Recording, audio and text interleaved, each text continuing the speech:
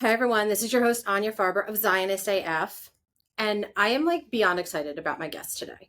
Who, by the way, this is so Israel because one of my other friends, Elite, who's doing the Panim project, is like, "Oh my God, you have to meet this person." And she's going on and on and on and on about this person, and I'm like, "I'm not even telling you her name right now because I'm just going to build this up."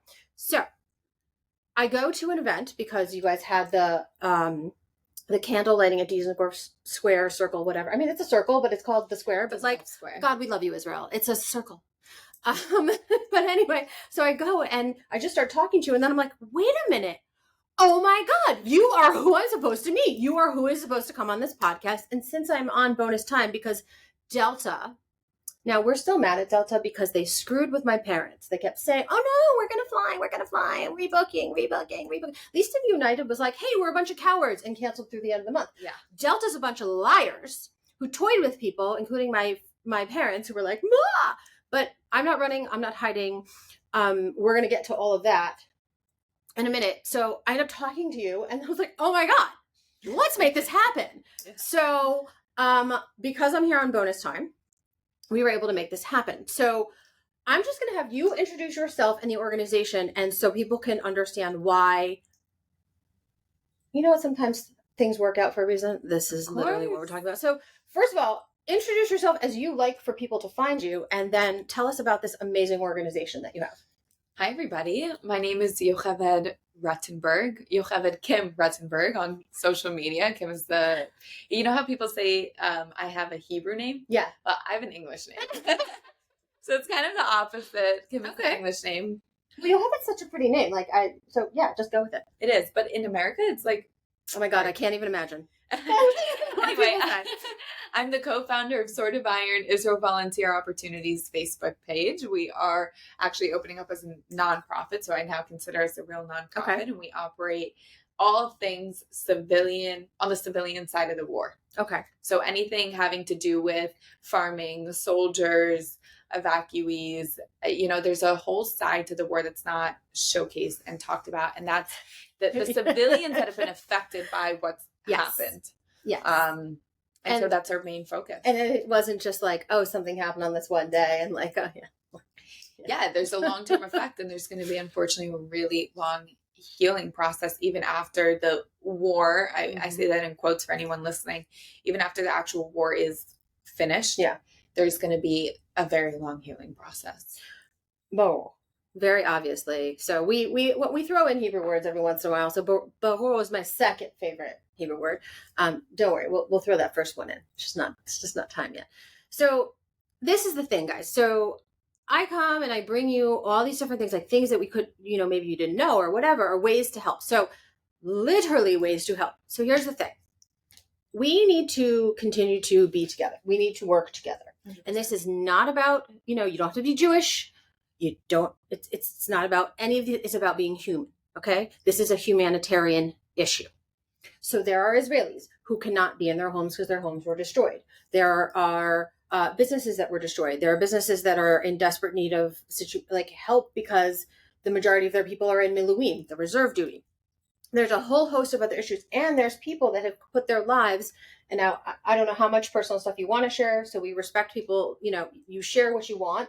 But there are people, like I have friends who pretty much have seen their families maybe like two handfuls, like literally maybe 10 times since October 7th, because what they have needed to do, to help protect Israel it has taken so much of their time. And the thing is, Israel is definitely moving forward. Like when we saw each other, people were out and about in Dizengoff Square, and that's fine. And no one is saying you have to give up your life and just concentrate on this, because in Judaism, we are commanded to be the light, to bring joy, to bring hope, to celebrate, especially for those who can't. I mean, even on Shabbat, you're not supposed to be sad on Shabbat. Mm-hmm. You have all these stories of, unfortunately, these soldiers, these parents that are grieving their soldiers, and they have a funeral on Friday, and then Shabbat sets, and by Jewish law, you stop sitting Shabbat. You stop the mourning process. You put it on hold, and then it starts back up again after Shabbat. And I had Noam. He is a singer from Tzfat he's been singing in his Miluim duties, and he literally is this person who just brings so much light into the world. And he actually taught me something, and I feel like it's applicable to what you just said. He said, June, because I said, I almost love like Kabbalat Shabbat more than the welcoming of Shabbat. And he's like, well, do you know why? I'm like, no. And I was like, oh God, is this like when you ask the rabbi and he's like, I don't know, what do you think? I'm like, I don't know. So he goes, no, I'm going to tell you. I'm like, oh, thank God, because I didn't know. Like trick question. Right, I know. I'm like, Judaism, why can't we just like, So on Shabbat, you light the 2 individual candles with 2 individual wicks. But Kabbalat Shabbat, this is my braided look. So yeah, braided candle with all the wicks intertwined, and you come around in a circle, and I was like, mind blown. So he was talking about how that is something that he is literally feels as his purpose, is his tachlis right now, is to bring that joy into the world. And he's like, yeah, the gun on one, across one part, and the guitar is slung on the other side. And we see this with soldiers and reserve soldiers singing in groups, or someone's playing it, because even in the darkest of times, we are bringing the light. 100%. And bringing the light, you are bringing volunteer opportunities, because a lot of people say, I want to do something. Now, I feel like there are endless ways that you can do something. And if you're like, well, I don't know where to go. I don't know where to start. So she was like, I'm going to bring that all to you. So I have an interesting perspective because, number one, I have a brother that's serving in the army and was fighting in the South on the 7th. Can we say hi to him? Hi. He's like very private. No, it's fine. We're not saying his name. But he's amazing. And I didn't see him for 2.5 years. And that's what actually brought me to Israel after the war started, is because I said, if something happens to him, I will never forgive myself for not being here for him. We don't have other family here. Anyway, back to my point. I kind of have this interesting perspective because I was in the States on the 7th. Mm-hmm.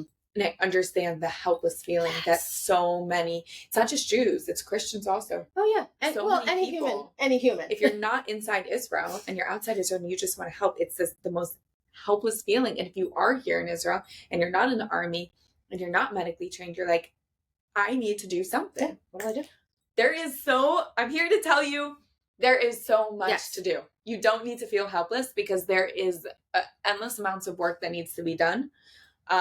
But that's really part of what inspired me to co-found this group is, I understand how helpless everyone else has felt and feels. Yeah. And I remember like applying to Sarah on October 7th, like I just need to come to Israel. Yeah. And there was no clear way to come.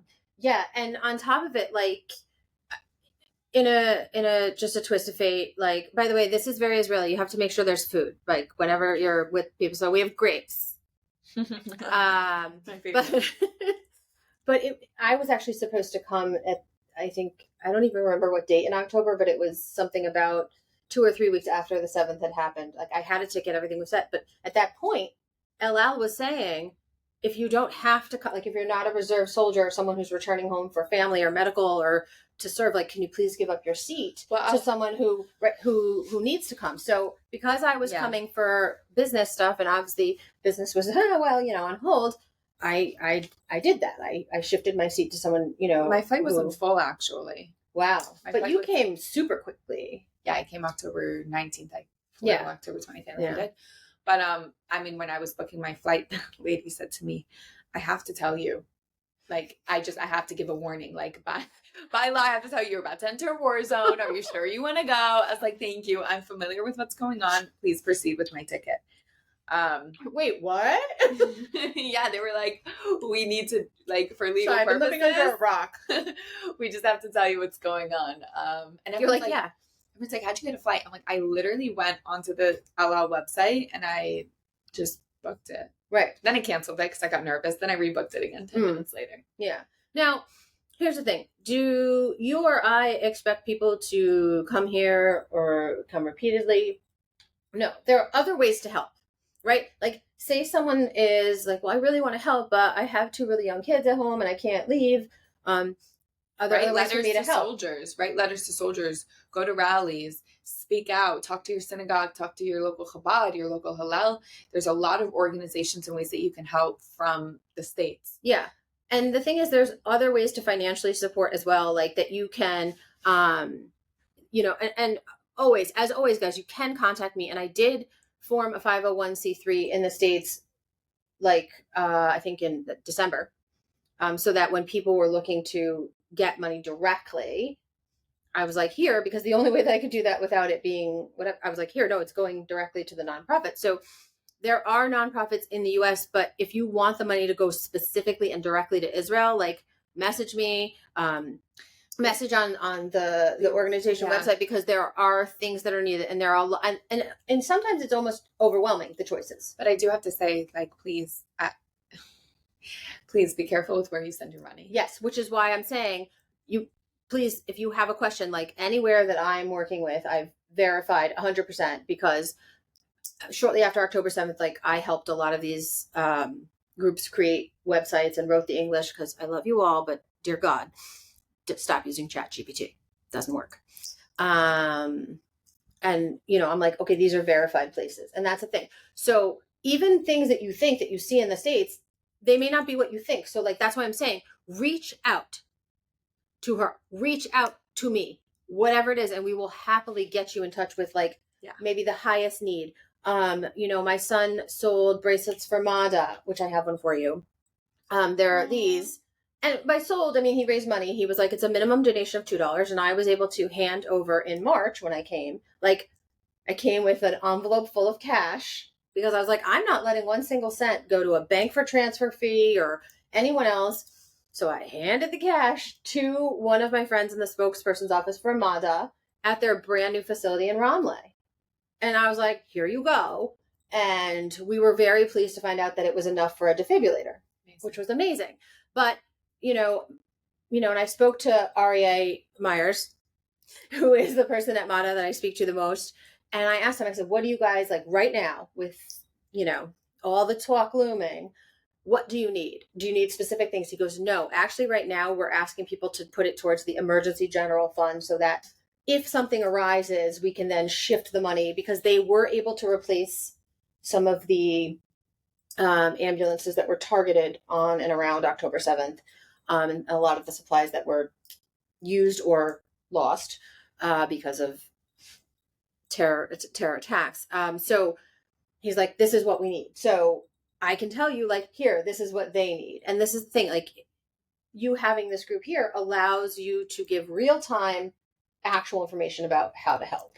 For sure. And there's also, I know a lot of people are not able to come, but I will say, for those that have been able to, there's writing a check and there's working with your hands. Oh my God. There's two different kinds of giving. Absolutely. And both are very needed. Yep. And I'm not discrediting the money. The money is, wow, we wouldn't be here if it wasn't for all the people that are donating and helping. But to the people that are giving their time and their effort and their energy and are coming and quite literally working the land of Israel. It's, I mean, just going, people tell us all the time, instead of just scrolling social media and reading the news, we go to the page and we read all the testimonies and the stories. Mm-hmm. It's so inspiring. Yeah. And,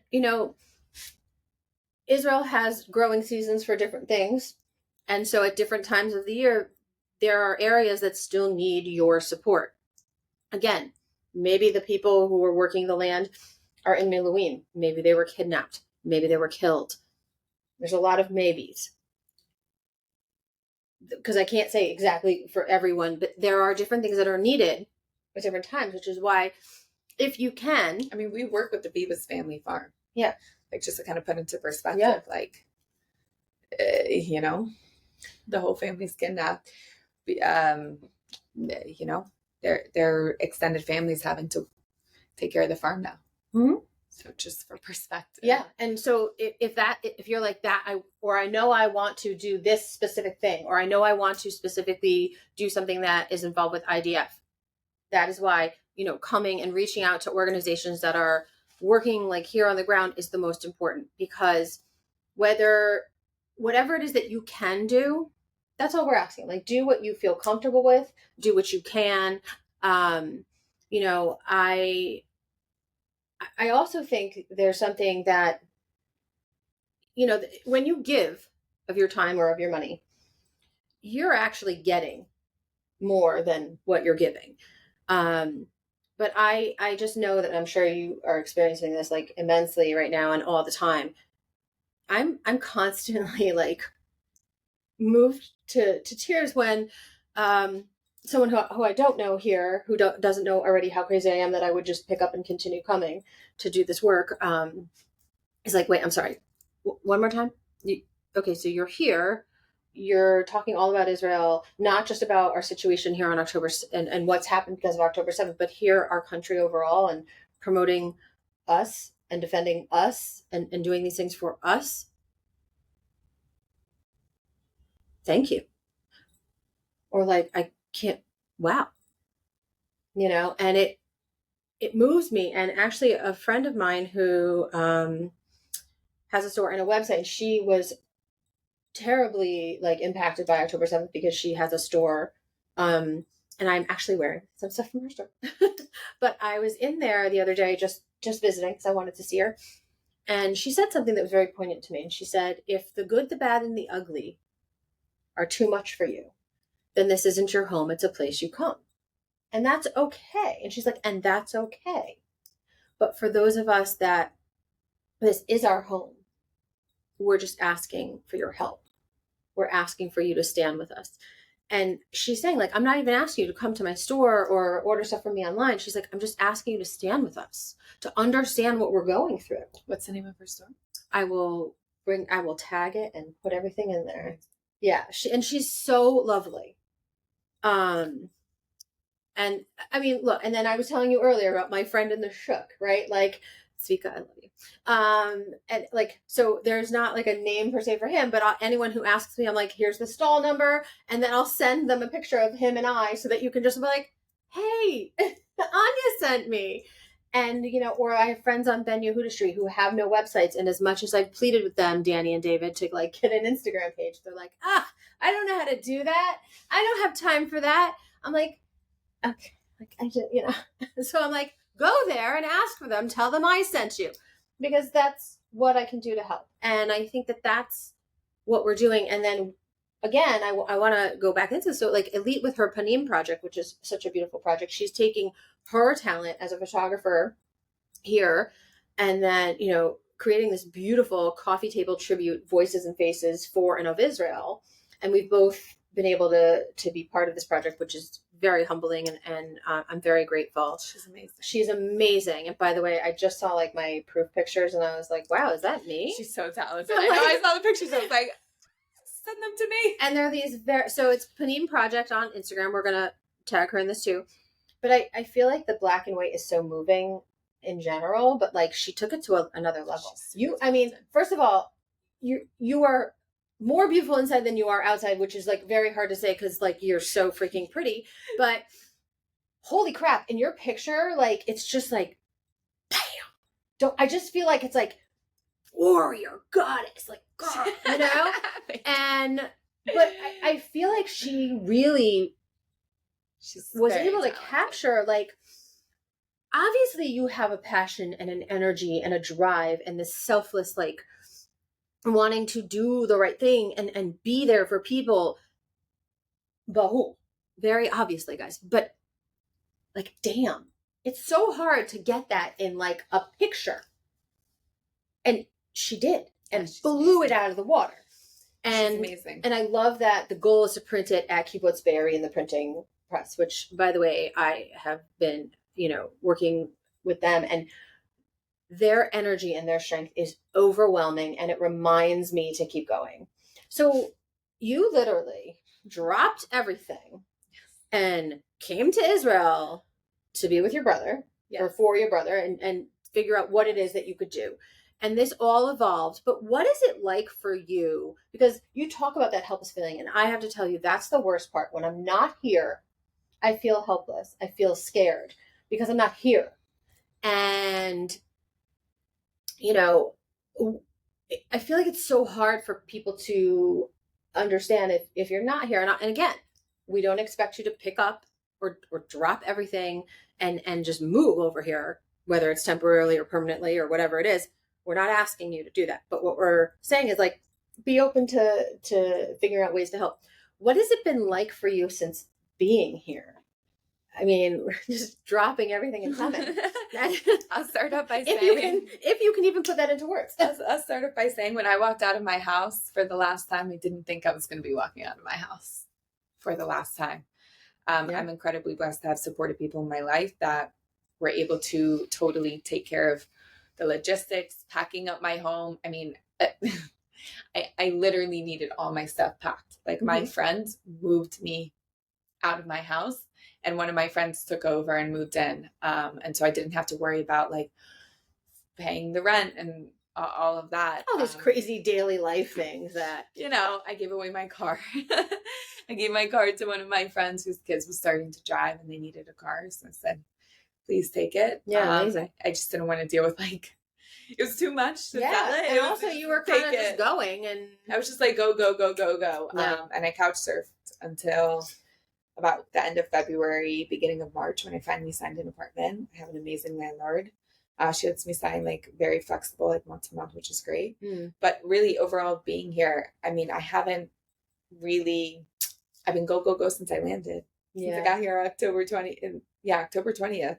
I've been just go. And really the level of resiliency that I just see among the people. And, right now we don't know what's going to happen with the North. We don't know if they're going to attack. Nobody knows anything. Everybody's just speculating.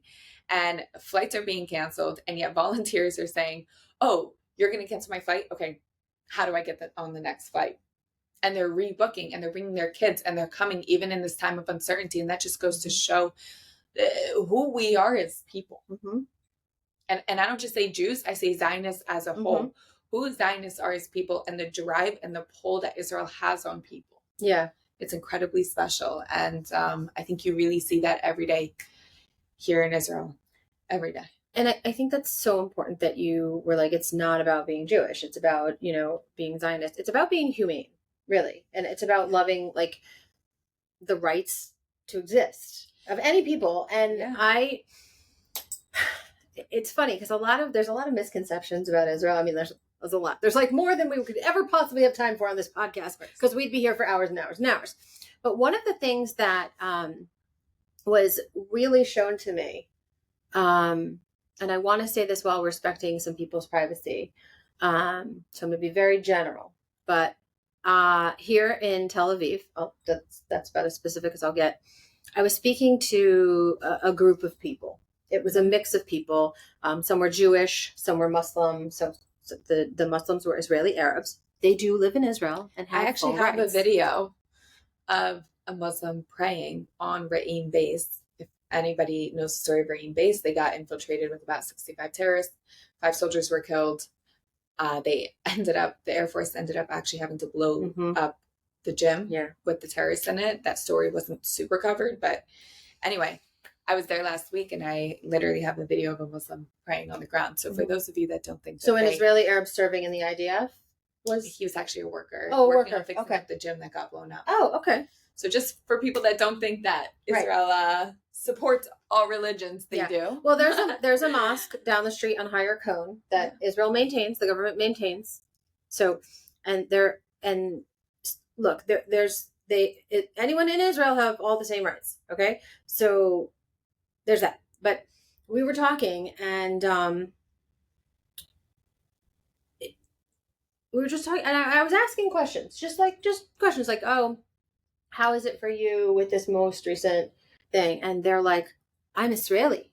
I'm like, okay, okay, explain, and of course some of it is a language barrier, and I speak very broken Hebrew, even though I speak horrible Hebrew, and they understood English but speak broken English, so it's that constant wait, are we understanding each other type thing? And I'm like, okay, yes, you're Israeli. And so then one of them said he actually he lifted this and he goes like this to me. He held this, and then he reached into his shirt and he pulled out the same hostage tag, and he goes, see, we're the same. And I was like, that's a message people don't understand. And, unfortunately, in the West, the media coverage of what's going on is not great. It is not full. It is not truthful. And sometimes CBS morning show out and out lies. You ridiculous, cowardice, sacks of crap. Lying, blatant lying, disgusting. But that's our reality. So when we have these moments, I think it's important to share. And being here allows me to bring this to everyone. I am really big on not necessarily like, I don't think that we should be feeding into the negativity. I think we should just continue to shine and work on ourselves and look within, because when you're working on defensive mode all the time and constantly, unfortunately, we don't do offense. We do defense in Israel, which is very sad. But yet when you are having conversations with your fellow Jews, Israelis, they're feeling very alone. Yeah. And they're feeling very scared. Yeah. And so if we work on strengthening ourselves and we work on the narrative within ourselves and we get on the same page, which I think we are a lot on the same page now, but people aren't talking to each other. Yeah. Even with everything going on, they're still not talking to each other. I mean, why are we still feeling alone when we're all going through the same thing? So I think it's really important to just say, you know, I can't control them. I can control myself. I can control myself. And so what can I do? Exactly. And so I do nothing but, you know, I won't spread all the fake news that's out there because it's just irrelevant. People are going to think what they're going to think. Mm-hmm. You can't change their mind. So what can we do? Well, we can continue to be the light. We can continue to do the things that you are doing, like saying, hey, everyone, come to Dizengoff Square. We're going to honor the people that are fighting, the people that are missing, everyone who is here, and be together and offer a shoulder to lean on, some ears to listen. Let's come together. I'm like giving myself goosebumps right now. Let's come together and shine a light, because, you know, one of the things that I had put out in December was like, it was around Hanukkah, and I was like, you know, if you put, you know, it's like, again, why are you supposed to put the menorah in the window? It's like, because so that your light shines like in, not just inward into your house, but outward into the world. Yeah. And, you know, when you shine your light outward, it gives other people the chance to also shine a light. And every light that's shined is almost, it's not just a light, it's almost like a mirror reflecting it. And then it grows and grows and grows. And the thing is, guys, in the light, evil cannot sustain. That's why we do candle lightings every seventh. Every seventh we light a candle and we give other people the opportunity to light a candle. I mean, you know, it's one of the most special events that I think we do. I agree. And I have a feeling that like I watched what was going on. Yeah. And it sounds a little creepy. I was watching you. But I mean, we had talked, and then you're like, I have to go. And I'm like, no, go. So, you know, being the, you know, what I do for a living, I'm like, let me start observing, but also let me like record and take some pictures so that people can see this beautiful work that you're doing. But one of the things that, I mean, you can't possibly capture all of it, was seeing and hearing the, like, I don't even know if you remember this because you're probably so focused on getting everything done. You may not even know how impactful you're being at that time, that someone said to you, wait, so I can just take this and light this because I can help show that I support. And you were like, yes, please, like light as many as you would like. And the person's face was like, wow, great. And then that person turned to their friend, and I don't know what language they were speaking. I do. I'm like, go, yes, go this is what I'm saying. So this is why I kind of stayed for a little while and just took it in so that I could accurately share with people, because I know for a fact you're so, like, when we're so in it and we're focused and you're responsible for something. You're in it, yeah. So, and then we did the quick interview and you were so on point that, I mean, it's thousands of views because, and as it should be, because people can feel and see all of your energy and all of your light. And you were just like putting it out, right? So I'm trying to like bring all the mirrors in so that, you know, at some point, and that obviously this is not why you're doing it. You don't need to know this, but you should know this because I want you to know that what you're doing strengthens my resolve, and I'm going to cry and all of these things, but this is important. And then I watched like him turn to his friend, and I don't know what language they were speaking, like maybe Portuguese. I don't even know because it was like very fast and there were other things going on.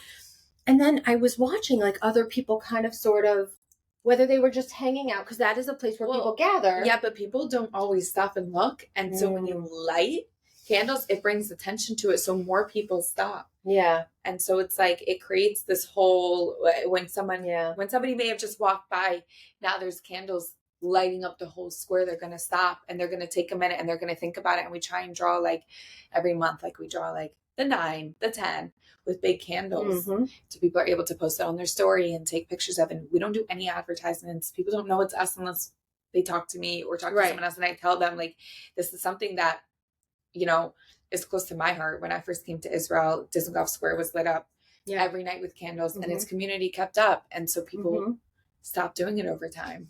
And I actually was just going around talking to people and seeing who would talk to me.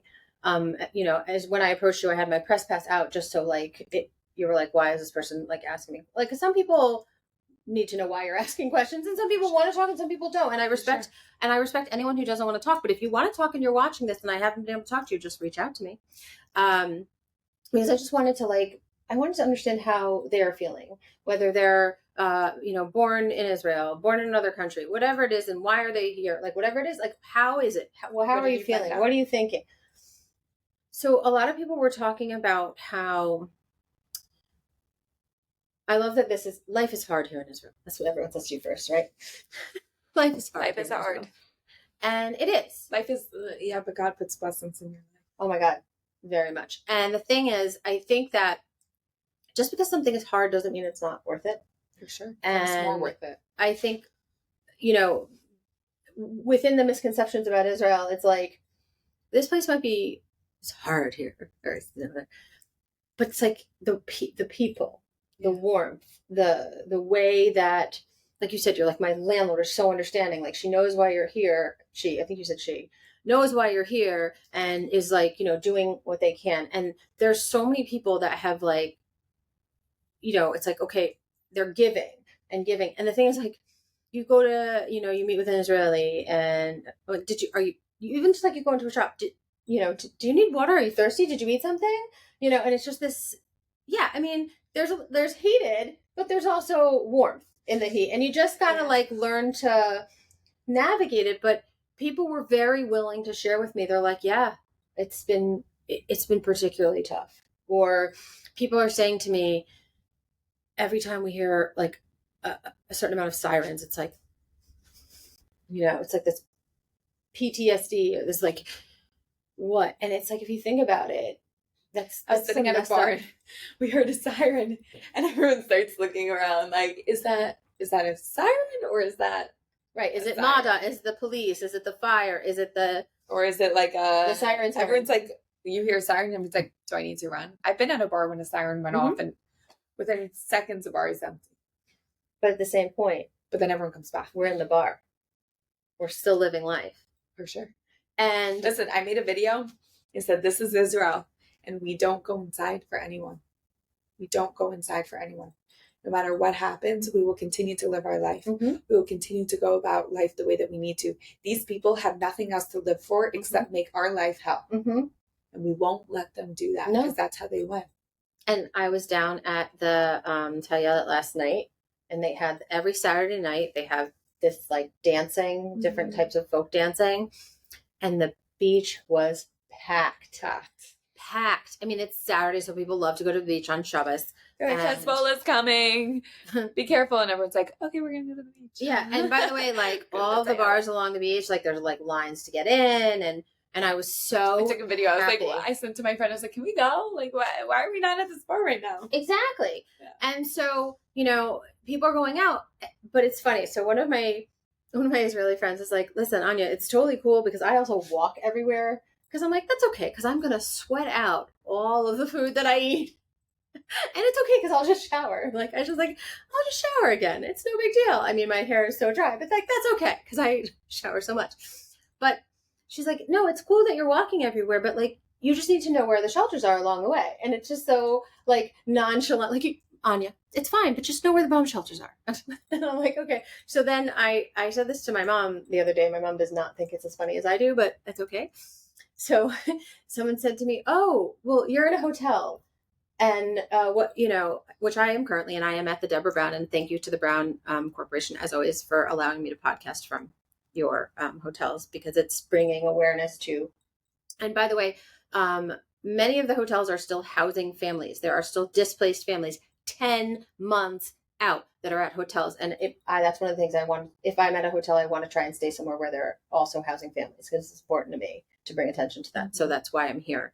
So thank you, Yaniv, specifically from Brown. But on that note, someone goes, "Oh, they have a really nice shelter." I was like, there are some places that you're like, I really don't want to get caught in a siren here. Please no.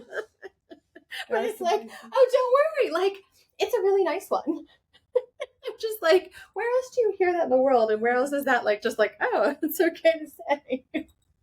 Here in Israel. And the thing is, like you said, it's like, okay. So everyone, like, just in seconds leaves the bar. But when the all clear sounded, back to the bar. Right? Yeah. And I had a guest on, her name is Noah, and she is very outspoken in the hostage forum. Her best friend is missing with his twin brother from Kfar Aza. And she was talking about, we were talking about how, like, there's this, the siren goes off, and you have to, depending on where you are in Israel, and she's from the Gaza envelope, so she's from one of the places where she has about 15 seconds. Yeah. So thinking about, like, she's like, sometimes I have to think about how quickly can I shower? How quickly can I do this? Like, I mean, even like sleeping in my Tel Aviv apartment, I'm literally having this conversation with my friend. I was like, okay, I have to make sure I'm sleeping with clothes on. I have to make sure I had this conversation with someone. I have to make sure that I know where my key is, like, just in case. My brother and I looked at each other, and we're not like nervous. Like, we're not nervous people. We look at each other like, okay, that's game plan. If a siren comes off, what do we do? My brother's like, come upstairs to my apartment. I'm like, no, neither of us have a bomb shelter. Why would I come upstairs? Like, how about you come downstairs?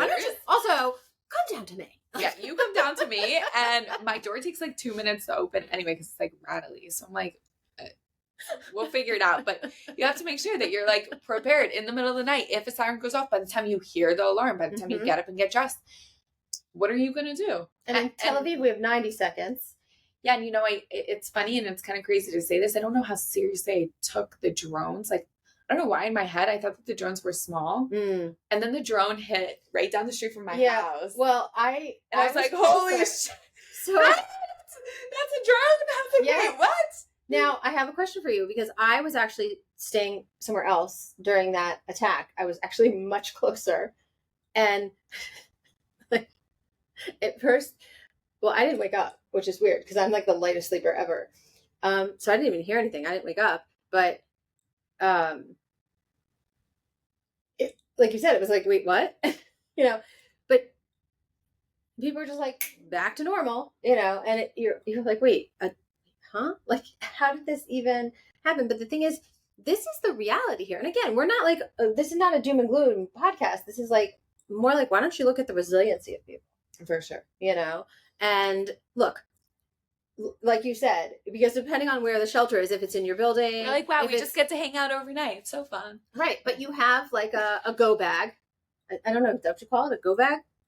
So I have a go bag like packed, and it's by the door. And yes, I was told by friends, they're like, listen, Anya, we don't know how you sleep or what you sleep in, but just know that you either need to be able to jump out of bed in what you're wearing, or throw something on really quickly that you're able to be in a shelter with other people. Actually, it's so funny. On New Year's, we had alarms at midnight, and I didn't wake up. I was knocked out. I was so tired. And that's the thing. You're going, that sometimes you are so tired. Like that, I must have been so tired that night that I did not wake up, because I was really close, and I should have felt something and didn't hear or feel it. Yeah. But, like, again, doesn't matter, because you and I are going to continue to move forward and bring people 100%. All of this beauty and the resilience and the warmth and the fire, even when the fire is a little like, I must speak. Aval. Oh, see, there's where it is. Aval. That's the number one word. But there is, and even in sorrow, there is beauty, right?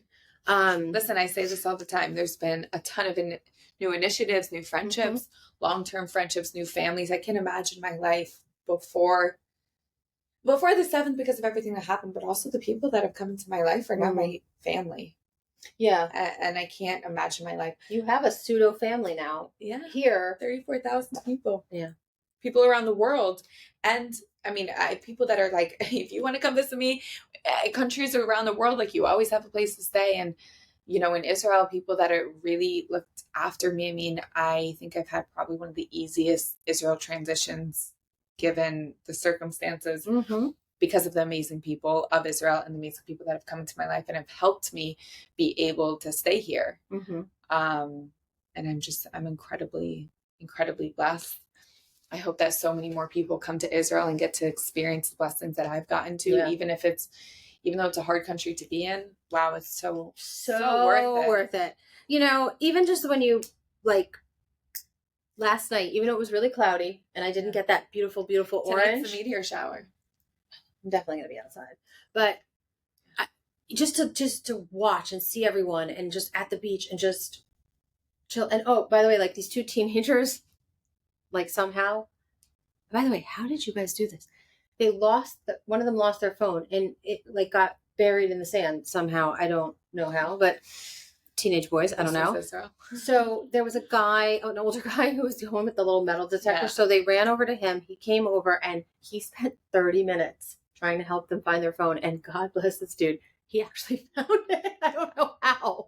Because I was watching them. At night they go around. Yes. And because it was already getting dark. So they couldn't find. So he had a light on it, like a little, like a coal miner light. And he found the cell phone.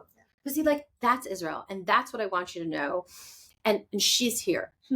And the organization is there. And we are going to have all the links on so that you guys can find them. If for whatever reason you're like, wait, what was it again? You can listen to the podcast again. Israel volunteer opportunities. Swords of Iron. Like, I love it. Yeah. It's like, it's a very warrior type name. It's and the war. Oh, I know, but you know. It's like, and as it should be, because we are fighting the good fight. We are fighting for everyone's souls.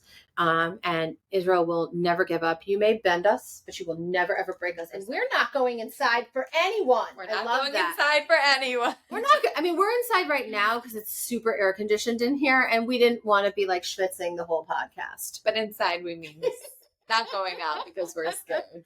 Yes, and I'm so excited for tonight because the meteor shower. Just I'm going to do my night beach walk tonight. Amazing. I love to do the night beach walk, like, because even if you go down there at 11 o'clock on a random, I'm not even talking like the weekend, people are out playing volleyball, people are running, people are walking. 24/7. It is. It's, that's the beauty of Israel. And we're not just talking about Tel Aviv. We're talking about Israel. And, you know, I was in the north on this trip multiple times. I was in Sfat. And I was at Vered HaGalil. Oh my God, the most amazing hidden gem that everyone should go and see. You know, outside my room, I'm just staring at the entire Kinneret. What is it? Vered HaGalil. And it's a family that started this place. Oh no, I'm going to get you in touch with them. Don't you worry. They are amazing. And then I was visiting my friends in Tzipori, the wineries.